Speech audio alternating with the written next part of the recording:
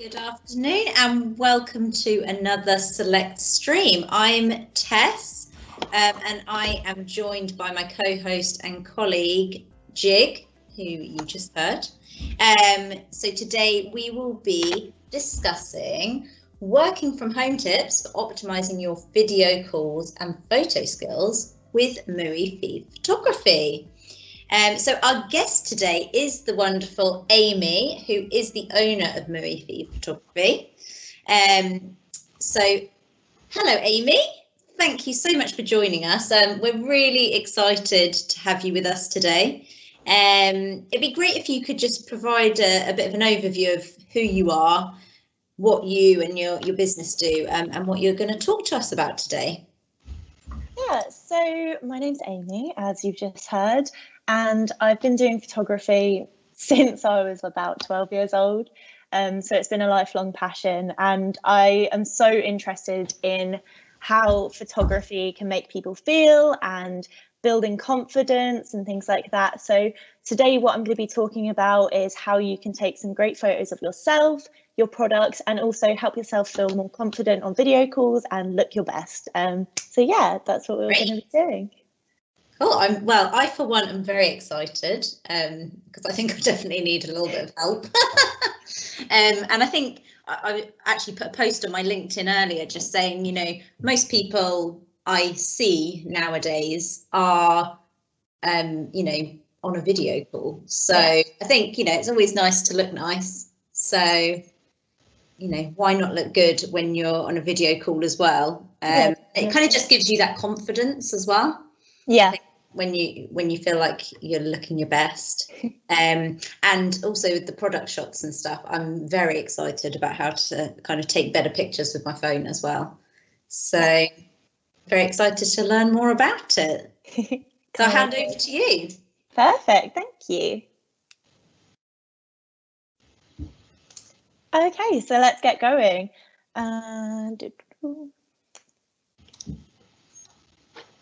She says, and then the slide doesn't work. Here we go. So I have already done a little introduction, but hey, basically, I'm Amy. I'm a personal brand photographer based in Kent, in Folkestone, and as I said, it's been a lifelong passion. So it's an absolute privilege to be able to talk about photography and everything I love. I'm from Mooie Fee Photography. So if you're interested in checking that out, just search it. You'll find me somewhere. So now you know who I am, let's jump on in. I like to use a lot of GIFs throughout my presentations because I feel like it just keeps it a little more interesting. So I hope you enjoy those along the way. Something I am really passionate about is you don't need a bunch of fancy kit to be able to take some lovely, lovely photos. So I have got a full frame camera. If you know anything about cameras, you'll know that's a fancy one. But you can also get crop cameras, and you can, of course, use your phone, which is still awesome. It's all about the passion that you put into it. And to be honest, the phone cameras these days are so brilliant. You don't need a massive DSLR if you're just using it for personal use. If you're blowing them up on massive adverts in like Times Square, maybe get a big camera. But if you're just posting them on Facebook, you don't need all that. So the difference is all about what you're going to do with it. And like I say, it's just about really invoking that confidence and just going for it and practicing. And that's what I'm going to help you with today. So you got it, dude. So I've got some quick fire tips for taking some beautiful headshots. We're then going to go on into a little bit more detail, but here's just some quick things that you can do to really up your game. If you are using your phone, please do not zoom in. Use your feet. Phone quality is great, but it's not so great that you're going to be able to use that digital zoom all the way. So really, really improve your quality by just moving your feet. As long as you're not like on the edge of a boat, I don't want you like falling into the sea or anything. Maybe just, you know, zoom for that. But if you are able to actually walk towards your subject, then it's going to help create a much better quality image. Oh, I have clicked the wrong thing.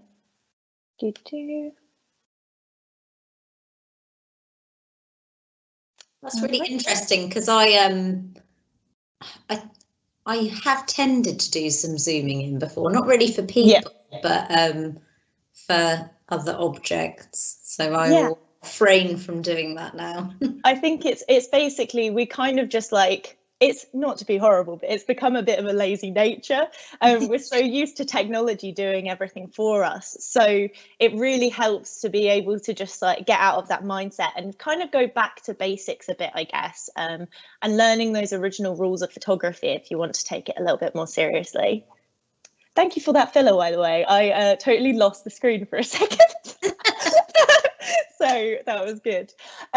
So for a more flattering crop, when you're taking photos of people, you're going to want to avoid cropping at joints. It just kind of makes it look like they're missing a whole limb. So what you want to do is kind of be cropping in between joints. So on the forearm rather than like on the elbow, because like I said, it just looks a bit weird. And sometimes when you see a photo that looks a little bit off, that'll be the reason why. So it's something to consider when you're taking photos. You can use pretty much anything as a tripod. As a photographer, I own tripods, but I honestly barely ever use them because they're so bulky and so irritating to carry around.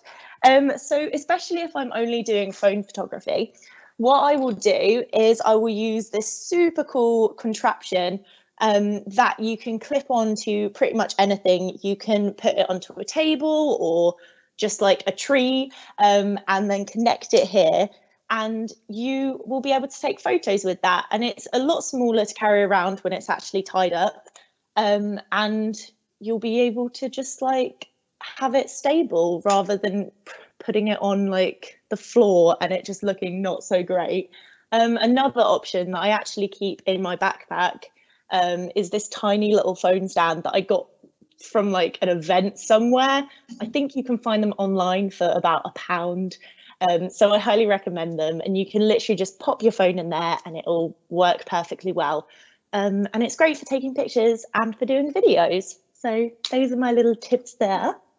So that's kind of saving you having to like, I'm just thinking of if you're on something like FaceTime or if you're using Teams on your phone, instead of having to necessarily hold your phone in front of you, you don't have to. I mean, I usually like prop it up on a mug or something. It's just probably not the best idea. So something like that is really handy. You can obviously take it around with you. Yeah, it's really great. Something I've done before, and I'm sure many of you in the past, you'll prop your phone up against something and it'll immediately fall over. That constantly happens to me, which is why I just keep that on me, so that if I'm just doing a random call in my car, I can just prop it up and I know it's not going to fall over and make a fool of me. So here's some more techie things that I think anyone who wants to get more into photography should know. And this one's all about composition. So a lot of you might have heard of the rule of thirds. It's probably one of the most popular rules in photography.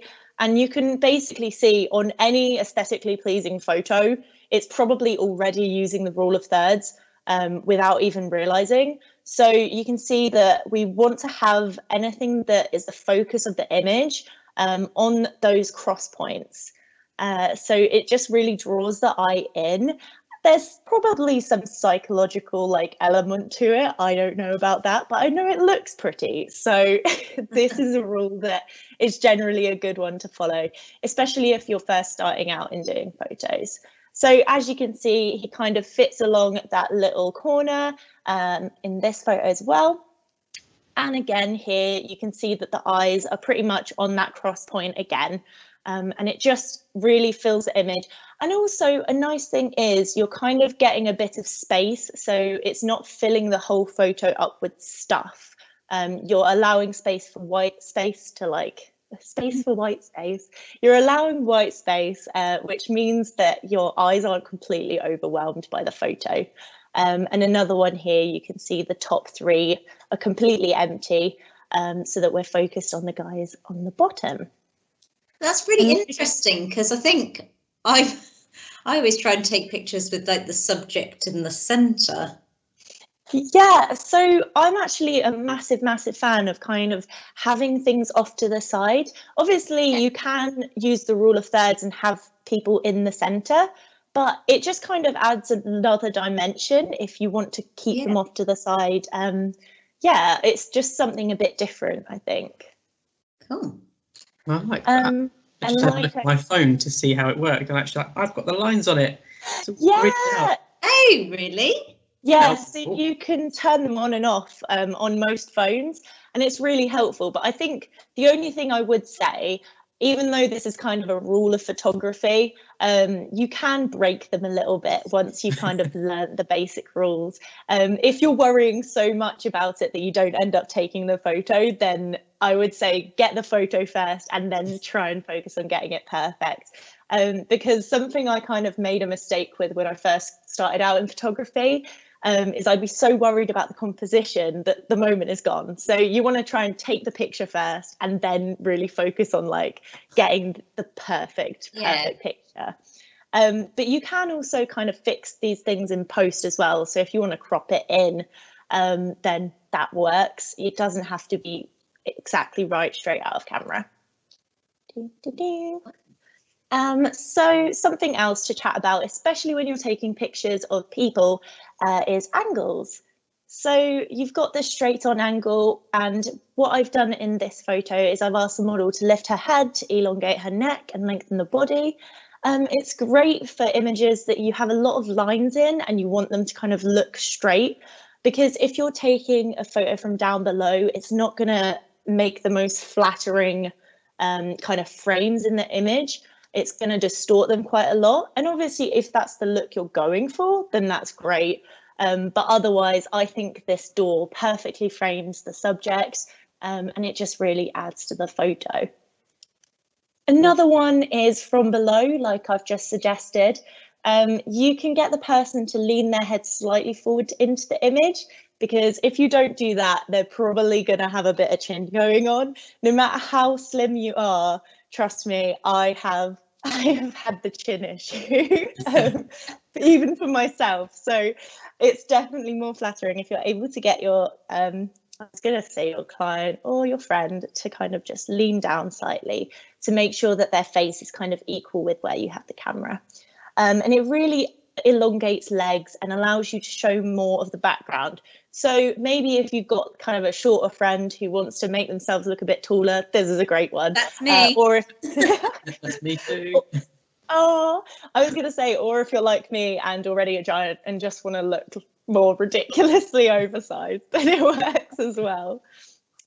So another really nice one, and this is probably the one that most people know of, especially with kind of like selfie culture. Everyone's kind of told do from above and kind of up close so that you can make yourself look super flattering. It's basically going to help you make your eyes look bigger, and also you're going to be hiding anything that's going on with the neck area. I know that's a big point for a lot of people, so it's a really nice one to start with. The only thing is sometimes it can make you look a little bit different to how you look in real life, so definitely be careful with it and don't kind of distort your face too much by bringing it super close to the camera. Yeah. So another rule that we use in photography is leading lines. And I like to use leading lines in my photography because I just find it super flattering, and it also draws your eye to the subject. So as you can see here, there's some lines going in, and you can see it just draws you straight in. And Tess, here is a photo with someone in the centre, because I do use it sometimes. It's nice to mix it up for sure. And another person in the centre, actually. So this one, again, you've got the kind of like computer screens just leading you into the middle there. And it's nice because we're not cutting off any parts of his face. There's kind of an equal bit on either side. So you can just really focus on the main subject. Now it's time for a little bit of an interactive one. I'm going to embarrass myself. I'm going to stand up. I'm going to be awkward. It's going to be great. So let's talk all about posing.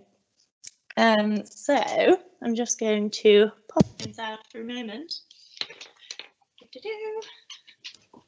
So basically, whenever I am posing a client, what I will get them to do is literally wiggle it out because there is nothing better than just being able to completely relax for like 2 seconds. And I know it feels like it's absolutely terrifying, but it really, really does make it so much easier to relax into it, because once you've done something so ridiculously silly, then it doesn't seem so hard to just kind of smile at a camera. So just literally wiggle it all out, and then you're gonna feel a little bit more relaxed in yourself. Something else a good idea for like before you go on a video call as well, isn't it? Yeah, something that I actually do before video calls is I'll put on some music, and I will just really wiggle about and make myself feel a bit more confident before I go into it. So yeah, it definitely helps me at least, and hopefully some other people. But basically, when you're posing, obviously you can't see my feet right now, but what I'm going to do is I'm going to put a lot more pressure on the back foot. That's immediately going to make you feel kind of like more put together. If you're standing on both feet, it just makes you feel a bit more awkward. I know it sounds silly, but it definitely works. So what I'm going to do is that, and then you're going to want to turn yourself slightly. It's just a little bit more of a slimming angle. And then just hold your hands in a comfortable place, rather than by the side, put them kind of like this, or even just holding them down below. If you're getting a headshot, then you don't have to worry about where they are. It's just more about what makes you feel comfortable, basically. And this applies when you're getting your photo taken from someone else or you're taking it by yourself. Let's sit on back down. Give me one moment. Okie dokie. So don't forget to pop any questions you have in the chat. I'm happy to help with literally anything. I do like to ramble about things, so just ask and I'll happily help. And we're on to the next section. So here are some quick fire tips for looking your best on video calls. So I'm excited about this one. Lighting is key. So if you're anything like me and you're in literally the darkest room in your house, and you don't have any access to natural light, then what I'm going to show you now is how to do some nice lighting on the cheap, without kind of like making it look super unflattering. So basically, downlighters are the absolute devil. I cannot stand them, and a lot of houses come with them, sadly. So if I turn off my ring light, you can see how unflattering this light is. I'm literally just getting light from above, and so it's just pushing shadows all down my face, and it just doesn't look great, honestly. So if we literally just skip back and turn my ring light back on to combat that, you can see immediately it looks so much better.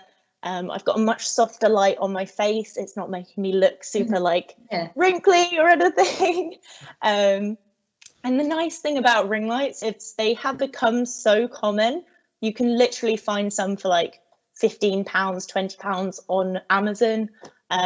Mine is a bit more expensive, obviously, because I wanted to invest in that, but you can get a generic one for so cheap, and I really recommend them. You can also use it to just balance the light out. If I have that off, it's so much darker in the background, but with the downlighters, it just all kind of works together and makes a much better light. Cool. So the next thing to think about is your background.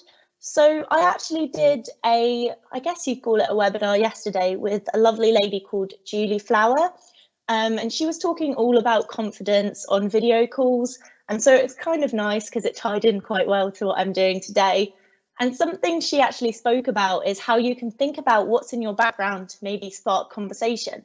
So, for example, in my background, I've kind of got some personal objects just off to the side. So I've got my boyfriend's recording equipment. I've got a little fairy poster thing that my nan made for me, and it adds a little bit of a personal quality, and it gives something to talk about when you're on a video call. Also, I have got kind of like branding in the background, which people usually like to comment on, which is nice.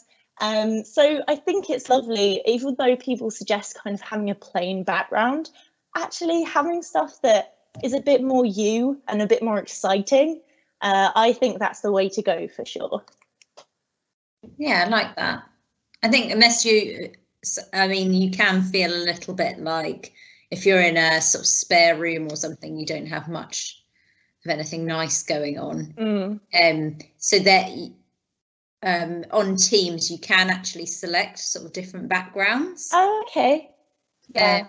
Which can help to, you can either blur out your background, which probably gets away from what you were saying, but you can also do some quite fun backgrounds, which is also quite a good conversation starter. So there's like ones of the beach or like or things like that. So, another good way to kind of break the ice a little bit by having a bit of a funny background. Yeah, I think that's a really good idea, and I think it brings a bit of light into people's days, because we're spending so much time on computers now. It's really nice just have something fun to chat about, kind of like just break the day up a little bit. With you saying about spare rooms, I have there is so much mess on my floor because I've moved it all off of the side. So that is an option if you want to create the most messy floor in existence. Then you can literally just the floor. Pretty much. What I do is I just put it in like 3 piles and then I put it back up again. I have no shame, sorry. So something else to consider is the angle of your camera. So I actually have got my computer on, I guess it's like a little book stand, but it works perfectly for my laptop, because if I show you what it looks like without it, you're basically looking up my nostril. So it's not as flattering. It's a bit it's not how you would see someone in real life. And I think what you kind of want to imitate is how people are going to see you in a general conversation. So just bringing it up so that it's eye level works really, really well. Let's get you back down here. There we go. So this is me if you see me from any other angle. So I said, let me show you the difference, but I just showed you the difference. So we're going to move on. But most importantly, just be your own unique self. I am so into just promoting confidence and how you feel. It's going to make you feel so much better than kind of like worrying about all these little bits. Really kind of focusing on how you feel in yourself is just such a big thing. And I could ramble about it for ages, so I'm not going to get all like crying on you guys. But yeah, focus on how you feel and it will show right through. Something I did do to help actually is this is completely off the confidence topic, but I get a really greasy face. So what I do when I have a light against me is I will literally just put powder on. I don't actually wear makeup, but just putting powder really helps to just kind of add a little bit of confidence without kind of changing what you generally do. I think that's the thing, just kind of really focus on being able to make yourself feel like how you feel in real life when you're having a conversation. If that means following those rituals that you do, like making a coffee before you go to a meeting, or, something I do before I have meetings is I'll play music really loud in the car. So that's what it is. Like when I said earlier about dancing around the room to music, you're kind of bringing in that real life aspect once again to your video calls. That's actually a really good point, Amy, because and I mentioned as we came onto the webinar earlier that I put some lipstick on today for this webinar in particular, and I haven't really worn any kind of lipstick for like a year. But when I used to go into the office before, I'd always sort of put some lipstick on in the morning. So it makes me think actually that's what I would have done in real life or normal life. Yeah. Like face to face. So why not do it for a video call? Because it kind of, if it helps to make you feel better or more yourself, then, you know, you'll probably come across more confident and feel better. Yeah, no, I definitely agree. I think it's kind of a weird culture that we've designed in this kind of strange world at the moment. Because I got into this habit where I was wearing pajama bottoms to every meeting, but then you kind of feel like something's off. Like they can't see, but you just don't feel like you're kind of ready for the day. So now what I try to do is I try to get fully dressed as if I were going to an actual meeting, and it definitely does help my confidence. Like, I know it sounds so silly, but it does work. It really, really does work. Yeah, no, I'm the same. I kind of have to wear like normal clothes, non-loungewear to work, to kind of feel like I can get work done. Yeah, no, definitely. I think you don't have pajamas on today. No, but it's like I especially at the beginning of lockdown, I was basically just working from bed, and I don't think it was good because it just gets you into these bad habits, and it definitely doesn't help your confidence when you have to jump onto a video call when you've just like moved from bed 5 minutes ago. For sure. Yeah, true.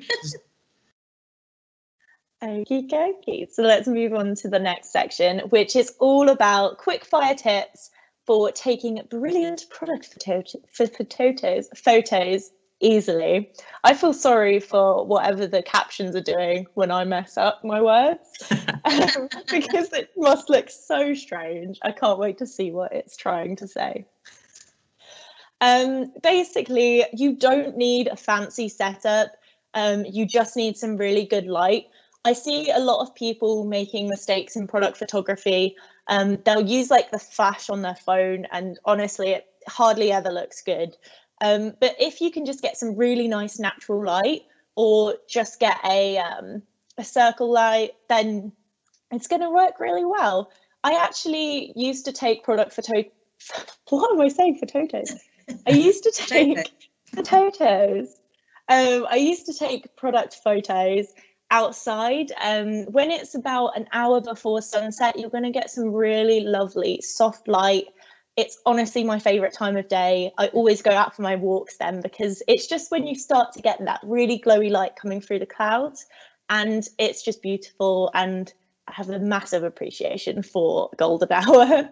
But you can get some really, really beautiful photos, and you're not going to get a massive shadow casting on it, unless that's kind of the look you're going for.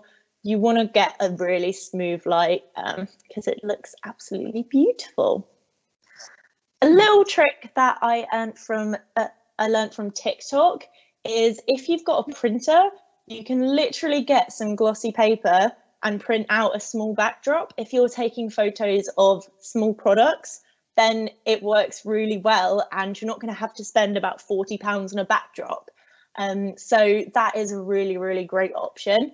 If you do have a bigger budget, I use backdrops from Capture by Lucy, and they're about £40 to £50, but you can literally wipe them down, reuse them literally forever. I only just got mine, but I think they last about 10 years. So if you're taking photos on the regular, then it's a really great investment for sure.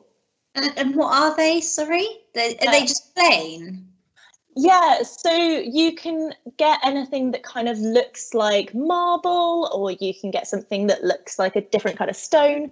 The nice thing about Capture by Lucy is she actually goes out and takes all the photos herself. So they are actual elements of the world, basically. So different bits of wood and stuff. It's a bit different to just taking it on a plain white background, which I feel is quite outdated now. A lot of people. Yeah, definitely. I think a lot of people are trying to show a bit more of their brand through their photography. And the most easy way to do that is kind of using a backdrop that shows a bit of them. I actually did headshots for Select Technology, and something we did was we did the photos against one of their walls that showed some of their graphics, rather than having a photo against a plain white wall, because it's just a little bit more interesting, and it's showing the brand off a little bit more than you would with a plain photo. So kitchen counters actually usually make a really great backdrop. So I've actually got like a fake slate one and it looks really, really lovely. But if you've just got like marble or just like a plain white countertop, it can look really nice. And generally you'll have pretty good light in the kitchen. Just make sure you turn off those evil downlighters and try and get the best time of day, which is usually about like an hour before sunset, like I said. If you are getting too much light on one side from a window, you can also use a piece of paper to literally just bounce the light back onto it, and it's going to be a super easy fix and look really lovely. When you're taking photos, you're going to want to complement with props in odd numbers. So say you've got a product you're taking a picture of, you're going to only want to add like 2 things, so it makes it 3 things total, if that makes sense, because it just looks more pleasing to the eye. It's a basic interior design tip, and it definitely works through photography as well. You never really want to have like 4 things, because then I feel like the eye just doesn't know where to look. Whereas if you've got 3, you're kind of using those 2 other things to just point to the middle object. And last of all, I think you don't need to spend lots of money. Literally just use things around your house. Obviously, as a photographer, I've got so much random stuff, but in general life as well, you probably have so many things that you could use as props that you hadn't even thought of. So I kind of use like birthday present supplies. If you've got like little bits of sparkles, that can look really lovely. Or I've got some crystals around. If you're a weirdo like me, you might be able to use those to kind of make it look really nice. Or even just like some pretty bowls from the kitchen and just fill them up with some things. Obviously, it depends on what you're photographing, but just having those little elements that add a little bit more to the image will keep it interesting. Cool. So do you have any final questions? I think I've done that a little quicker than I was meant to, but that's all right. No, that's brilliant. You kind of got everything that you needed to get in. Oh, I'd love to see your photos. Please share them with me on LinkedIn. Yeah, so if you take any pictures inspired by this or just have anything to say about video calls, then just, send them across. I'd love to see. One question I have actually is one of our colleagues, he uses additional light. He's just put like LEDs, strips like around his screen. Would you kind of say that's quite a good way of, would that get quite good light? He seems to find it good. I think that would definitely work. The only thing you have to think about is how you're filling the background as well. So what you always want to consider is kind of the front light, but then also the fill. So I would call my horrible downlighters the fill lighting, and then you would have your frontal lighting, which is your main form of light. So as long as you're not kind of like leading into the abyss with no background lighting, then I think the LEDs would definitely be a good option. The only thing is, I don't know if it would start to hurt your eyes if you have it on for too long, but I've not used them personally. Yeah, so I'm not sure how long he keeps them on for, to be honest. I guess if you're just swapping between kind of like phone calls and video calls, it's all right. Yeah, I guess. Jig, do you have any questions? Well, I don't actually. I think I've learnt quite a bit, being that I'm a terrible person at taking people photos, as we discussed beforehand. You're going to be able to take some good photos now. I'm going to take the camera out and give it a try.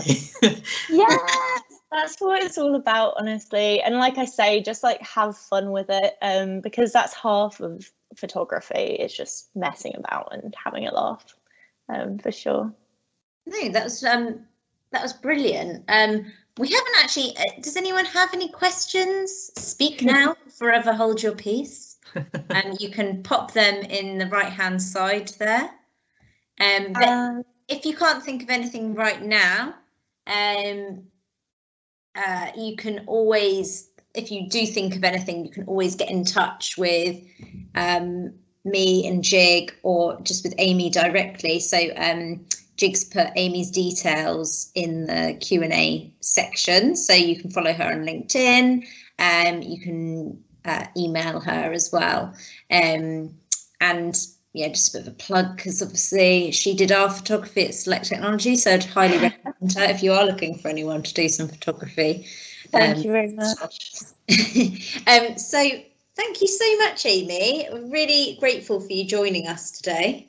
And thank you to everyone that joined us as well. And we hope you learned a lot. I certainly did. I'm very excited to start using my camera now and do a little shakedown before my next video call. No, thank you so much for having me. It's been really fun. Great. Thank you very much, Amy.